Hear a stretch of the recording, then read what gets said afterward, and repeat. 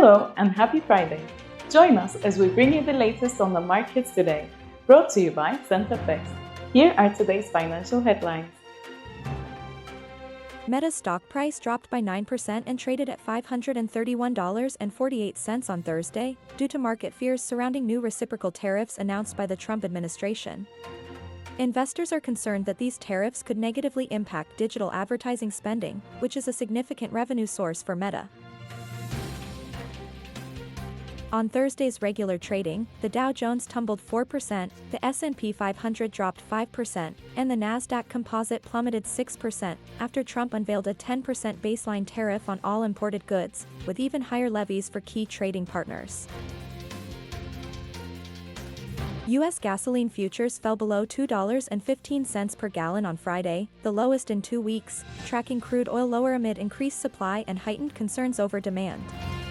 Additionally, concerns over Trump's sweeping new tariffs fueled fears of a global trade war that could slow economic growth and curb fuel demand.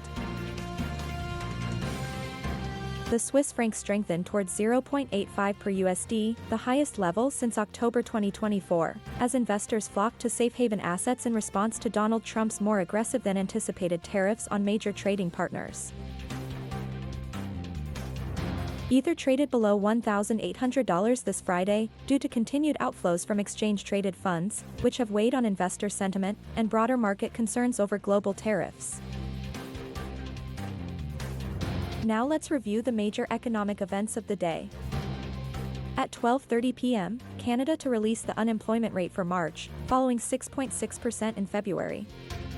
At 12:30 p.m., the non-farm payrolls in the U.S. are expected to decrease, after reaching 151,000 jobs in February. At 12:30 p.m., the U.S. will release figures for the unemployment rate of March, following 4.1% in February. Monday's major economic events. At 12:30 a.m., Australia to release the consumer confidence change for April, following 4% in March. At 6 a.m., the balance of trade in Germany is expected to increase, after reaching €16 billion in January. At 9 a.m., the euro area will release figures for the retail sales of February, following minus 0.3% in January. And that's it for this week's Market News Roundup, presented by FX. Thanks for joining us, and see you again next week as we bring you the latest market news and insights. We wish you a great weekend.